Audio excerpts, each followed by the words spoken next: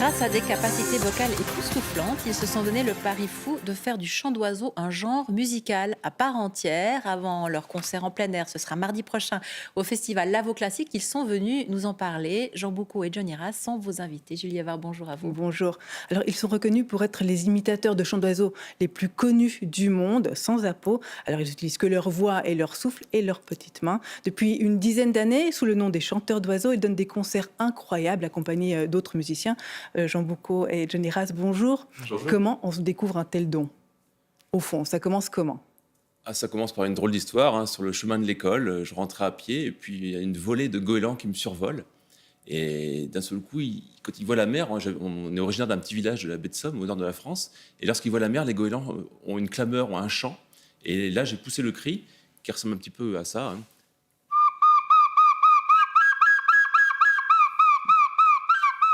Et les goélands ont fait demi-tour et sont venus discuter avec Jean pendant une bonne heure.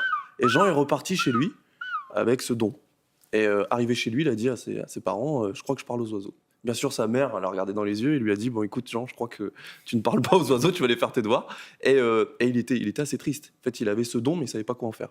Donc, il a cherché dans le village quelqu'un pour essayer de lui... Pour trouver quelqu'un qui lui explique la nature et ses mélodies d'oiseaux. Et il est venu frapper à quelques maisons de chez lui. Il a frappé à la porte de chez moi. Il est venu voir mon père qui lui a appris pendant à peu près 1 an comment imiter les oiseaux. Et vous avez imité votre père, vous avez imité votre père, imiter les oiseaux, en fait. En fait, j'ai entendu pendant 1 an des cours donnés à un autre enfant dans ma famille. Et j'ai été crier un peu ma peine dans les bois. Donc j'ai été... C'est par sa frustration qu'il est là, en fait. Mais Il voyait son père m'éduquer et lui, tellement frustré, il écoutait à la porte et c'est là qu'il a justement voulu me dépasser, voulu m'imiter. Et en fait, tu n'es qu'un pâle imitateur, on peut le dire. Je suis un imitateur. Non, mais c'est surtout incroyable parce que je crois que les deux démarches sont vraiment issues de ça. C'est-à-dire que Jean est très naturaliste. Il a commencé à imiter un oiseau pour l'oiseau, pour discuter avec l'oiseau. Sauf que moi, j'ai dû reconquérir mon père. Donc j'ai dû séduire un humain. Et en séduisant un humain, j'ai commencé à faire des trilles, plus de trilles, des rossignols, des merles. Par exemple, je fais un rossignol. Le rossignol que je fais, c'est un rossignol extraterrestre. Allez-y. C'est-à-dire que c'est un rossignol qui possède trop de trilles.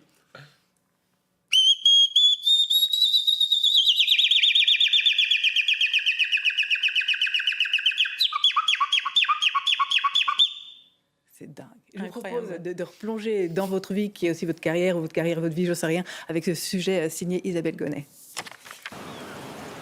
Les retours de l'école étaient pour eux comme un prélude à leur future carrière. Happés par la nature, Jean Boucaud et Johnny Ras s'amusent à imiter les oiseaux en sifflotant, en stridulant, en ululant de mieux en mieux, jusqu'à se confondre avec eux. J'ai tout de suite compris que j'avais un truc qui était hors du commun, que je n'avais jamais vu avant, c'était pas possible. Et donc j'ai cette image à vie qui est en moi, et cette force d'un seul coup, je suis plus un humain, c'est-à-dire que je suis l'oiseau, je suis dans la clameur des goélands, je suis plus moi-même, j'ai un pouvoir, c'est-à-dire que je peux parler aux oiseaux. C'est un peu presque mystique, c'est fort. Et donc je rentre avec ce secret chez moi. Drôle de secret gardé jusqu'à ce qu'un concours de chant d'oiseaux en baie de Somme les révèle au public.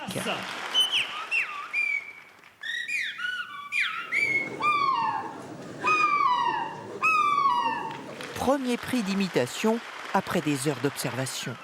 Mais ils passent le bac et deviennent ingénieurs et pharmaciens, le temps de préparer leur migration vers d'autres horizons. Ceux de la comédie et du chant d'oiseaux, experts de milliers de sonorités des 5 continents. Une partition à ciel ouvert ne leur manque plus que des ailes pour voler. En 2006, ils sont repérés par le pianiste Jean-François Ziguel, leur carrière de musicien d'école. Classique, jazz, musique du monde, ils s'affirment dans tous les répertoires.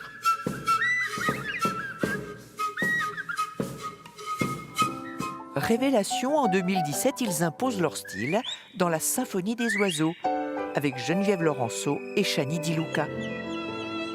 Évanoui le rêve d'Icare, les hommes oiseaux se sont laissés enfermer dans la cage dorée des salles de concert, où ils sont désormais très demandés.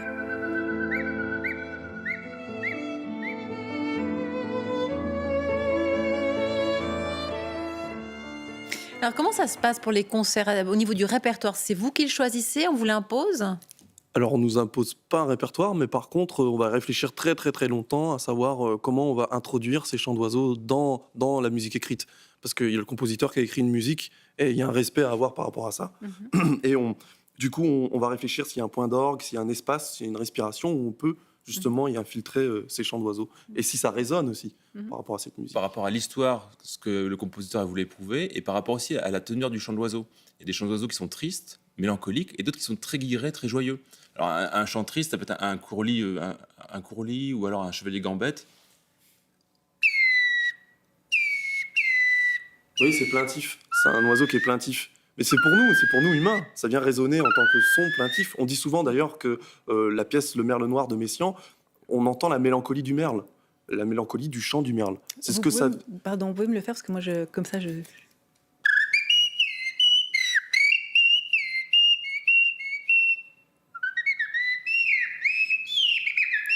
On entend la pluie tomber sur les toits et le merle en train de chanter.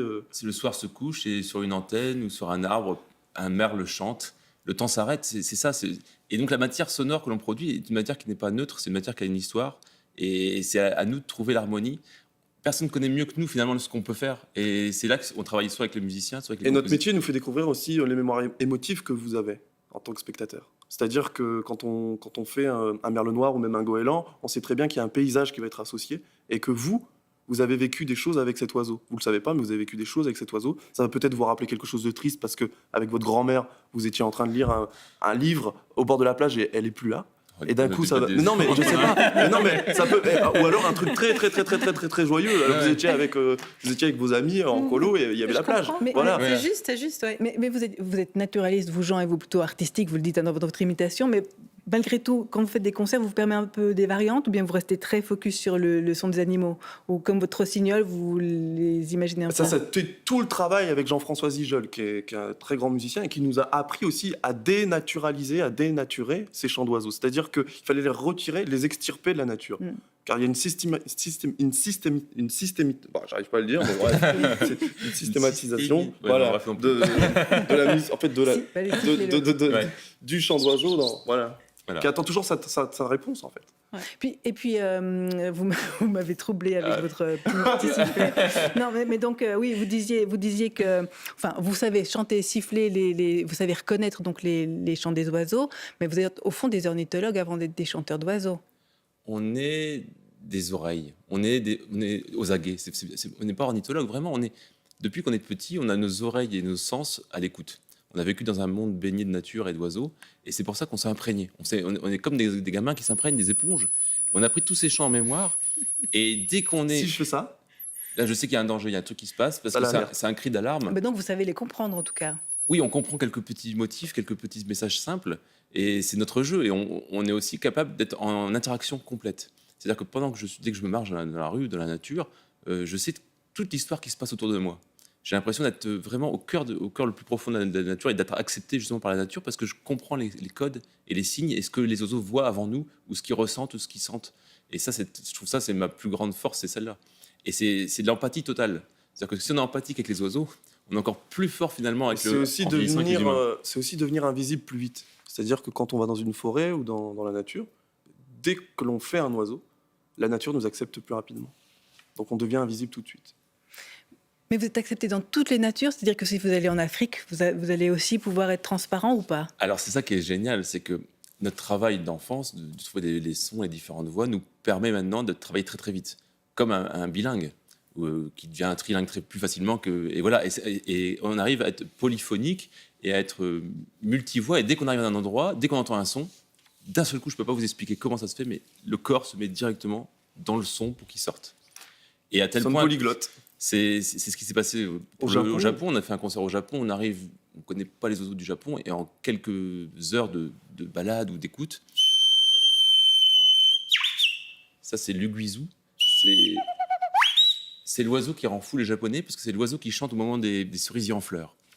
Et on a fait ça au Japon, et d'un seul coup, il y avait 7000 personnes dans la salle à Tokyo qui sont en train de nous applaudir. Vous dites, mais j'ai rien fait, j'ai juste fait un petit son d'oiseau. Et en fait, pour eux, ça représente tout. Ça représente leur oiseau fétiche. C'est ce qu'ils attendent tous les ans, c'est d'entendre l'uguisu dans les cerisiers en fleurs. Donc, Pardon, je voulais pas vous non, interrompre. non, mais la Bouscarle chanteuse, allez-y. Non, mais quel est votre oiseau fétiche à vous? Ou alors un oiseau que vous détestez? Alors je dirais lui. Le fétiche ou celui Ah, les deux, justement. Parce qu'évidemment, on a un binôme, mais donc, il y a du tout. Il y a de l'affection, de l'amour et de la détestation aussi. Donc, c'est ça qui est le plus fort. Et évidemment, c'est tous les oiseaux du monde. On ne peut pas avoir de préférence. Toute la vie est belle. Donc, chaque oiseau, chaque émission sonore est quand même magique. Puis chaque oiseau a une matière sonore différente. Même l'oiseau le plus effrayant est intéressant en musique. Des vautours autour d'un charnier, c'est ignoble le son, mais c'est magique. Ou pareil, une héronnière, lorsque tous les hérons appellent leurs petits. C'est des cris de sauriens, on a l'impression d'être dans Jurassic Park, mais je trouve ça magique, c'est la vie, quoi. C'est ça qui est beau, et tant qu'il y en a encore, il faut en profiter. Et c'est avec ces sons un peu particuliers qu'on va se quitter. Merci beaucoup en tout cas d'être venu avec nous. Vous serez donc mardi soir aux arbres de l'Arboretum de Riez à Forel dans le cadre de l'Avo Classique. Merci mille fois. Ouais, merci beaucoup. Merci. On a appris plein de choses aujourd'hui. Dans un registre plus classique, Couleur locale sera ce soir à Yverdon, la ville qui résonne depuis quelques jours au son du piano. Une petite dizaine au total répartie dans toute la ville est destinée à rassembler la population, animer la cité thermale durant le mois de juin. On en parlera avec l'initiateur de cette manifestation appelée à devenir un rendez-vous culturel incontournable dans la région. Ce sera donc ce soir 19h sur RTS 1. À 19h30, vous retrouvez Darius Rochebain. Tout de suite, c'est la météo de Philippe Jeanneret. Très bel après-midi à toutes et à tous. On se retrouve quant à nous demain, 12h45, au même endroit.